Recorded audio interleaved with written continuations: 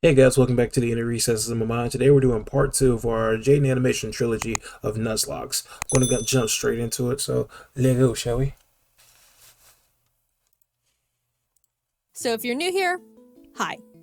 I've done this before. Aww. Last year I made a video about my first ever Pokemon Nuzlocke, and the game I played in it was Pokemon Ruby. It was fun, so here I am again, doing another. But this time I attempted to Nuzlocke Pokemon Platinum. I'll explain again super quickly how a Nuzlocke works. You can only catch the first Pokemon you run into per route. If a Pokemon faints, it dies and you can't use it anymore. And you have to nickname your Pokemon so you grow more attached to them. Puppy If you juice. still don't understand, that's not not my problem. Let's get started. Hoo boy. This was my Pokemon Platinum Nuzlocke. Pokemon!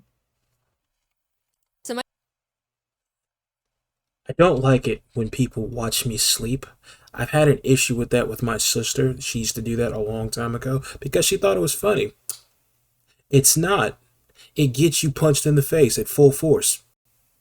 My friend and neighbor Barry is practically dragging me all over the place with his hyperactive squirrel brain, frantically trying to get a Pokemon as soon as possible from this Professor Rowan he saw on TV. He drags me out to Route 201 and is about to leap into the tall grass when, hold it!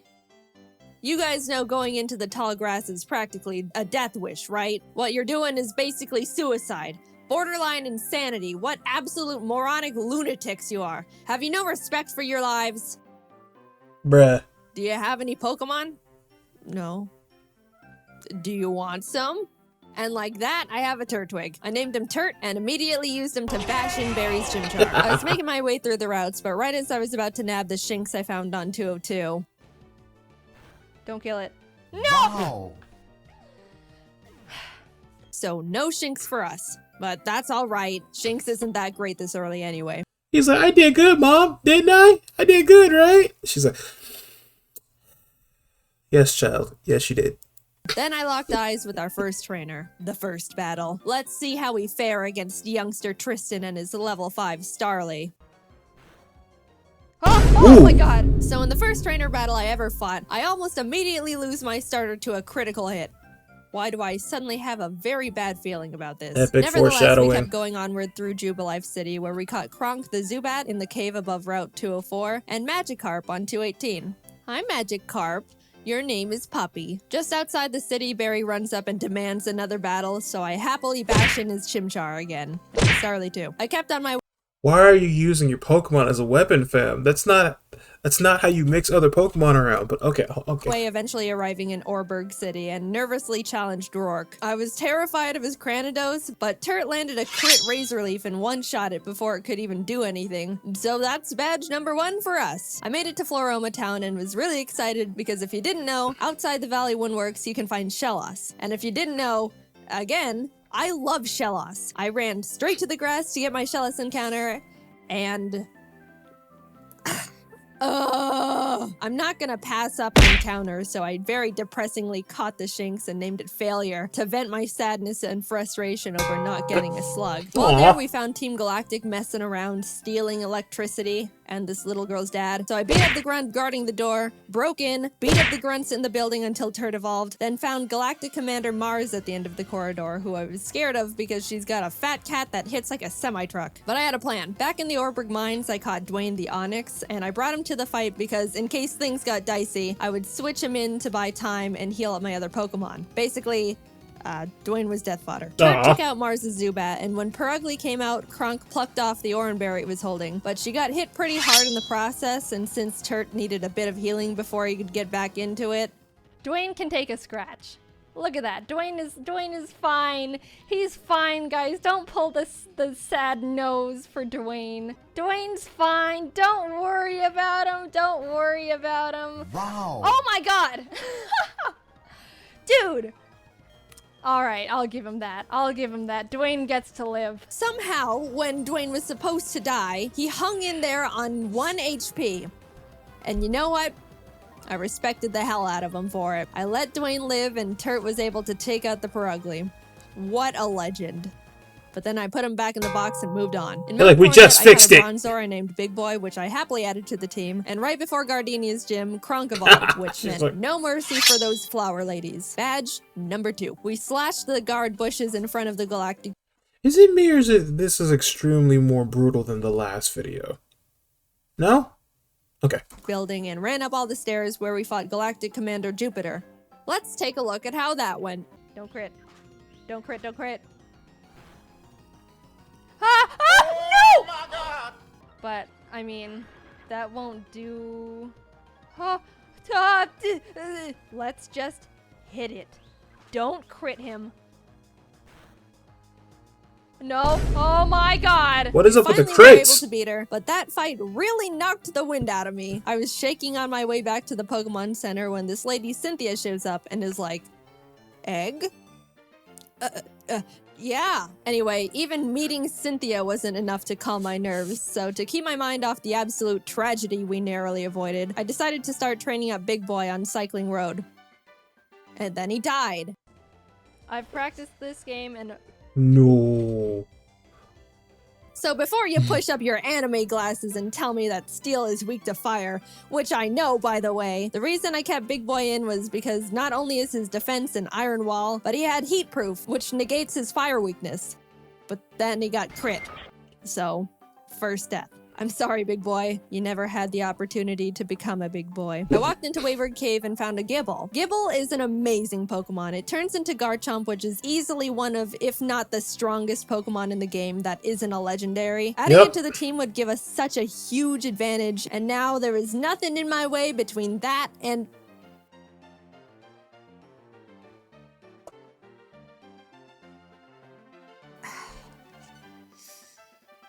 And we're moving on.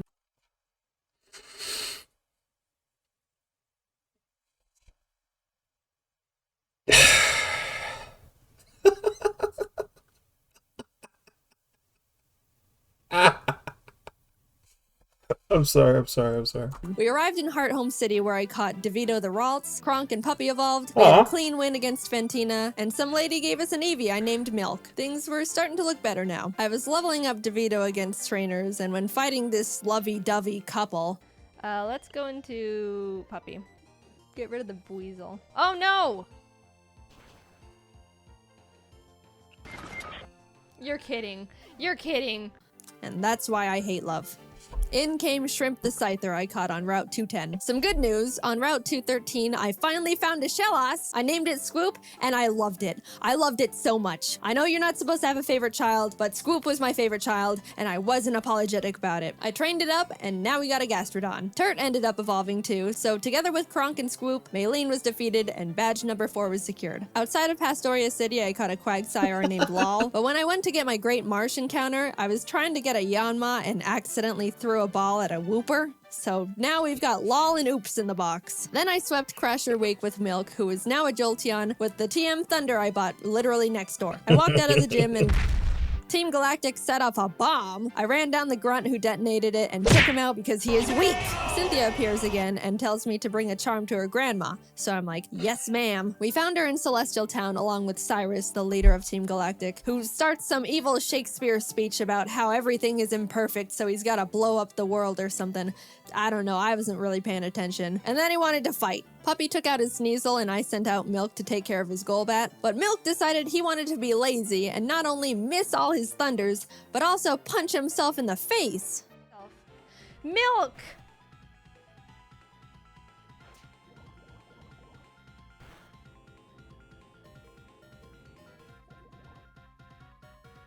You can't be doing this. No. Kronk came out and killed the Golbat because Milk was being difficult, but I gave him a second chance and he took out the Murkrow. Anyway, here's your dusty charm. I went out and caught a Magnemite named C, then arrived in Canalave City where we barged into Byron's gym and demolished his team with Swoop and That's Turf. terrifying. Then Team Galactic sets off another bomb, this time at Lake Valor. So Barry, Professor Rowan's assistant Lucas, and I split up to check on the lakes. As I'm strolling past all the flopping Magikarp, I run into Galactic Commander Saturn, who we swept the floor with. After that, we headed over to Lake Verity where we did the exact same with Mars. There Her was a part Pokemon where is Turf got murdering crit folks. and almost died.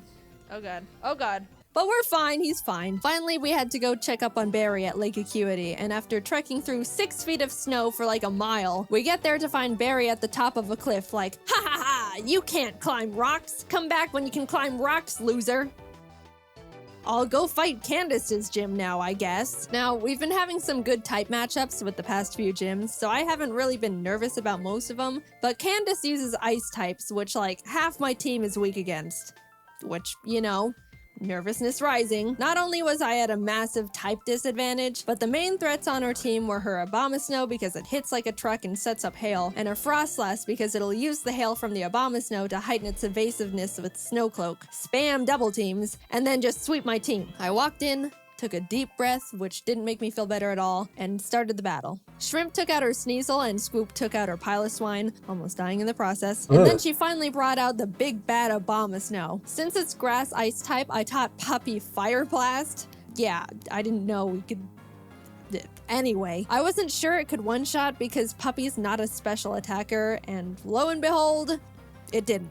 It didn't miss. Please kill it. Please. It's quad. It's quad. What? Eventually, Puppy took it out, but that was absolutely terrifying. Last but not least, Frostlass. I wanted to have Scoop Rain Dance to get rid of the hail so Frostlass's Snow Cloak isn't activated, but since Scoop was sitting at a not-so-chill 20 HP, that wasn't gonna work out super great. However, since I didn't want Kronk to be in this fight at all, right before the fight, I swapped her with Failure the Shinx. No. Yep. No. Sorry, little guy. Failure looked up at the looming No. death Oh that my was god, it looks so Frostlass in front terrified. of her, and as I healed up Scoop, Failure was killed in its blizzard. It's really unfortunate we had to resort to it, but I give Failure a salute for stepping up and surrendering its life to the team. Scoop came out, got off the rain dance, and after a close battle, was able to pull through. We won, but it wasn't without sacrifice. We had a moment of silence for Failure, the true MVP of the fight. Gone, but not forgotten. Now we could climb the rocks to Lake Acuity, and when we got up there, Barry's got snot dripping down his face, crying in the snow because he got beat up by Jupiter, who looks at me and is like, "See ya, I'm going to Veilstone HQ."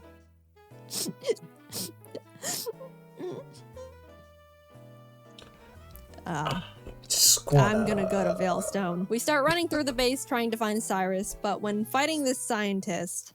Psychic. Porygon 2 freaks me out. It is way too powerful, way too bulky, and it's way too weird. I do like Porygon 2 though. I would like a plush of Porygon. Porygon does disturb Very me cute. a little bit then. What?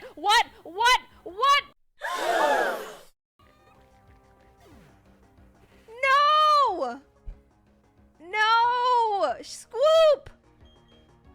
We lost Scoop! Oh, no. I wasn't okay. Kurt came out and curb stomped the Porygon 2 out of vengeance, but to put it lightly, I wasn't taking that too well. My heart is breaking. So far, 4 losses. I'm like actually sad. That's... But life doesn't stop when your dog dies, so I had to keep trucking and brought Law the Quagsire to the team. With an intense, blood-curdling thirst for revenge, I stormed into Cyrus's room. Come here. Fight! Shrimp and Milk took out his team in no time. I snatched his Master Ball and used his teleport pad to enter the basement where Mesprit, Azelf, and Uxie are all being held captive. Fight! And like Cyrus, Saturn was swept too. She said, After "I am in releasing the no Lake mood." Guardians, we head to Mount Coronet because Cyrus wants to go there and destroy the planet, I think. And we catch up to him at the Spear Pillar. Before we can run up and attack him, Mars and Jupiter step in. Then Barry arrives. Honestly, I have no idea how he found us all here. And is like, "I'll help." Lal takes out both their Bronzors, Mars's Purugly, and Barry's Munchlax. So I thought, you know, it was all smooth sailing, right? Well... Wow, Barry. Really doing a lot for the team, aren't ya? Oh my god, no, it has Giga Drain? No. No, oh no, oh no. It was a crit! Not only did What I is not up know with the their crits Golbat in had this Giga game? Drain for some reason, but it also got a crit. So I was starting to feel bad. But then I started panicking. The thing is, after you fight Mars and Jupiter, you have to go into the distortion world and fight Cyrus and Giratina. If Cynthia forces us into the distortion world without us being able to get a new member, we're in massive trouble. We finished up the battle and Cyrus starts his whole spiel about how the world is imperfect, blah blah blah, everything must die except for me. Then he gets swallowed up by Giratina, a hole opens, a rip in space leading to the distortion world, and I'm kinda just standing off to the side twiddling my thumbs like, Cynthia, please don't shove me in there without my consent. Cynthia, can I go? I have something to do. Our world will be destroyed. Are you ready? No, I'm not. Let me go. I'm free. Holy crap. Get me out of here. Goodbye. I'm sorry, lol. We just got you, and then you died. Life But comes at luckily, you remember fast. when I Wow. accidentally caught that whooper while trying to get a Yanma? It's time, Oops. You were no accident. You're our lucky star who will carry us to victory. We got Oops leveled up, came back to the spear pillar where Cynthia was just sitting there waiting for us, and hopped in. Everything is topsy-turvy and the Lake Guardians are telling me to push boulders into holes. And suddenly I'm on a floating crust of land with Cynthia, who's basically like, Cyrus, get lost and never come back. And Cyrus didn't like that. So he came at me. Oops. Yes, that's right. Come after the child. Came out, so I switched to Milk. But I was very terrified because Cyrus's Gyarados has Earthquake. So if Milk misses his Thunder here, he dies. And Milk is notorious for missing his Thunders. But it hit. Milk lives another day. He also took out Cyrus's Crobat and Honchkrow, and Shrimp finished up his Weavile. Nice. Cyrus steps aside, and suddenly it's just me and the Angel of Darkness itself, Giratina.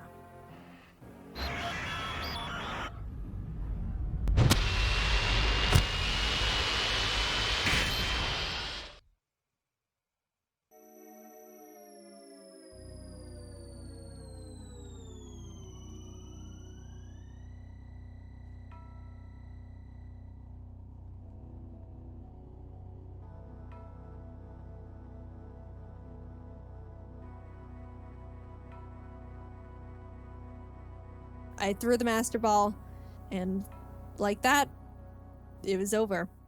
I saved the world. Now to get back to my gym badges. I arrived at Sunyshore City and started making my way through Volkner's gym. I know he's the 8th gym leader and he's supposed to be tough and... So we're not going to talk about anything that literally just happened a couple seconds ago. Okay. And apparently he's depressed because everyone who challenges him isn't good enough and he's bored. But I wasn't concerned. We have Oops, and none of his Pokemon can do anything about it. It's not like they have Giga Drain or anything, right? They didn't, I checked. Oops was just Earthquake and everything, and at the end, I'll admit, I got a bit scared. Okay, don't crit. If you crit Giga Impact, that would be really Holy. But it's all good. We're all good. And with that, off to Victory Road we went, where we caught ourselves a Gabite I named Flakes. Would have been nice to have one, I don't know, near the beginning of the game, say, in Wayward Cave, you know. But whatever. Better late than never. It's good to have just in case something goes horribly wrong out of nowhere. Flakes is base 60. Yeah, it is. It's an amazing... Whoa, whoa, whoa, whoa, whoa, whoa. No! You're kidding. Yo.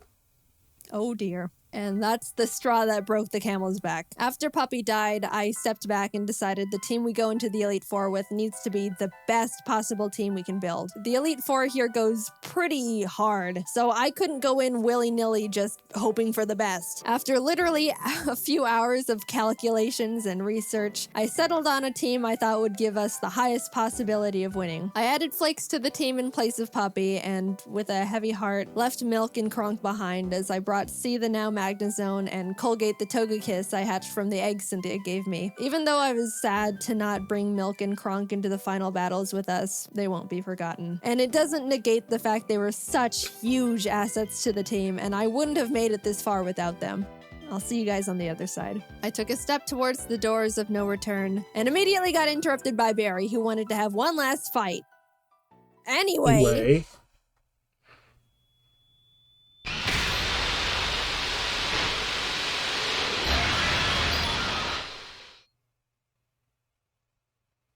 Welcome. This is the Elite Four. The battle starts and C takes out Aaron's Neon Mega and Vespiquen, Oops takes out his Rapion, and Colgate takes out his Scissor and Heracross. Next up is Bertha. Bertha loves ground types, but Turt and Oops had a smooth time smashing through her team. I felt a horrible shiver when her Rhyperior came out, but things went well. On to Flint.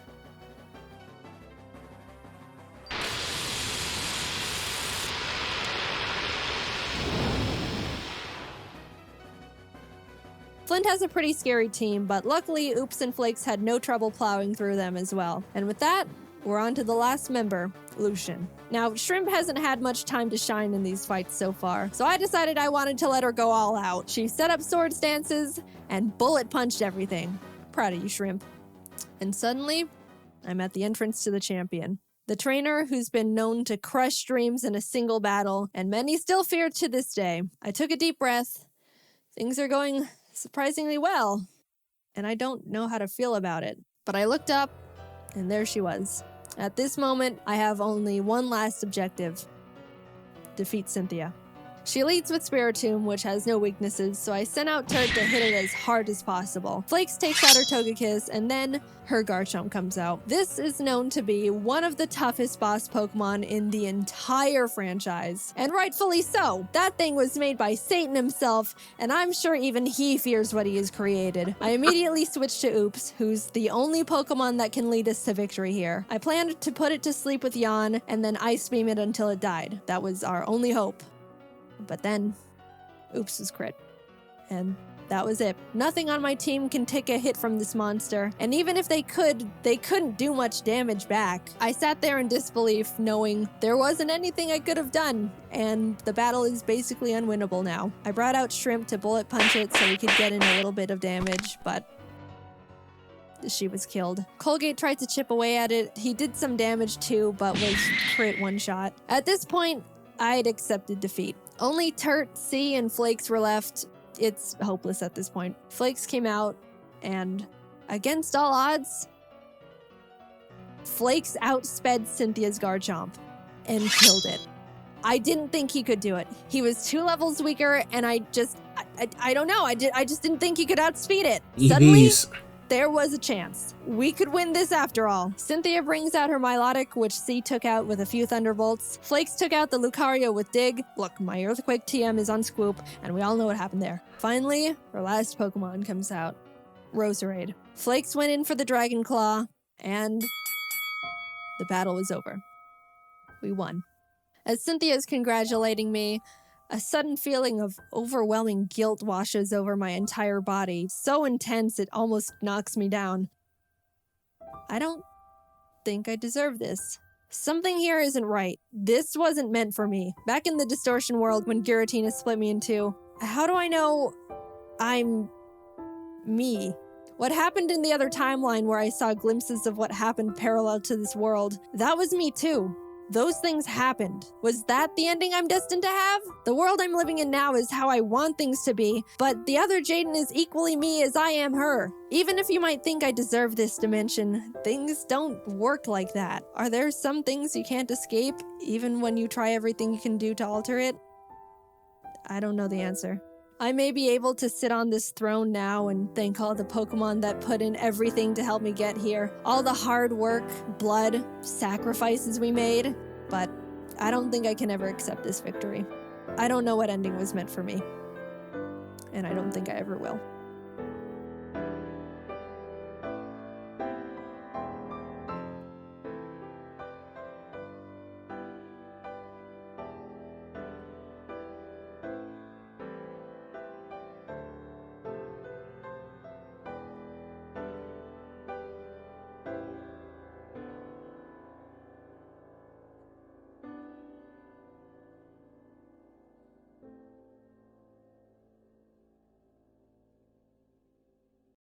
So, if you've never seen her stream, because she streamed this on her Twitch, apparently there's a little more backstory to it. Apparently, she lost right at the Elite Four, and she was about to start the entire thing over. but everybody was like, it's your birthday, just give it another chance. And it bothered her for a while. And she started back right where she left off, but it bothered her for a while. In fact, I think it still does bother her, but comment down below what you think. And because it was still good, but that ending was like really left field. But yeah, I think this is where I'm going to stop. Hey, thanks for making it all the way to the end of the video. Do me a huge favor, leave a like, comment, and subscribe. I love to hear your feedback. Also, hit the notification bell so anytime I upload something, you'll be the first ones to know. Also, follow me on other social medias like Instagram, Twitter, even my Discord. I'll have links in my captions and in the descriptions. And by always, I really do appreciate you taking a step into my mind, even if it was for a short period of time. You have a good one.